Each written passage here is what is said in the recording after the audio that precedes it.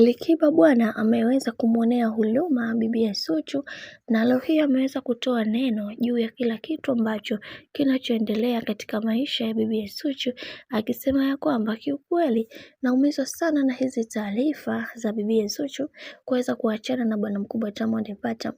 Kuna wakati natamani sana kuweza kuliongelea hili, lakini ndo kama hivyo, kuna muda naamini kila kitu kinatokea kwa sababu, ila Zuchu ni mwanamke bora sana na ni mwanamke mzuri, kwani Diamond Platnumz akimpoteza Zuchu atakuwa umepoteza kila kitu katika maisha yake, kwa sababu ndiye mwanamke pekee ambaye anatamani kuweza kuona maisha yake yakiwa katika misingi na mikakati iliyo bora. Lakini tazama saizi mambo yanavyobadilika na kila mtu anatamani sana kuweza kuona maisha ya bibi huyu yakiwa katika misingi na mikakati iliyo bora, kwa sababu kila mtu anaamini ya kwamba Zuchu ndiye mwanamke pekee ambaye aliyembadilisha bwana mkubwa Diamond Platnumz kwa namna moja ama nyingine. Lakini tumeweza kuona baadhi ya ndugu, jamaa na marafiki na wao waliweza kuliongelea hili na kisha wakasema kiukweli kuna vitu vingi ambavyo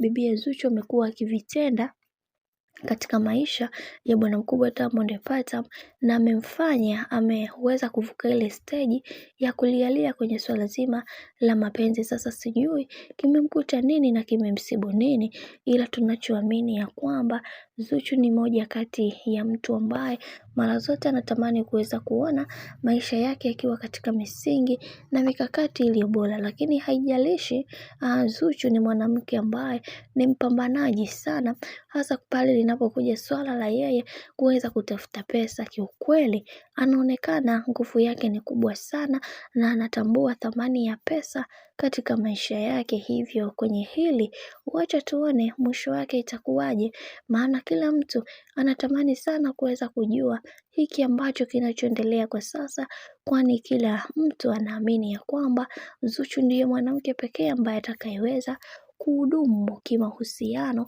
na bwana mkubwa Diamond Platnumz. Bwana, mambo ndo kama hivyo. Alikiba ameona si vyema akatia neno sakata hili, kwa sababu anaona Zuchu anateseka sana kwenye mahusiano yake, na kibaya zaidi Diamond Platnumz ndio chanzo. Ila yote ya yote amesema ya kwamba Diamond Platnumz akimpoteza huyu mwanadada, basi itakuwa amepoteza kila kitu kwenye maisha yake na hatakuja kupata mwanamke aliye bora zaidi kama bibiye Zuchu, kwa sababu Zuchu ni mwanamke ambaye anajielewa, anajitambua, pia anajua mipaka yake ya kindoa kiuhalisia.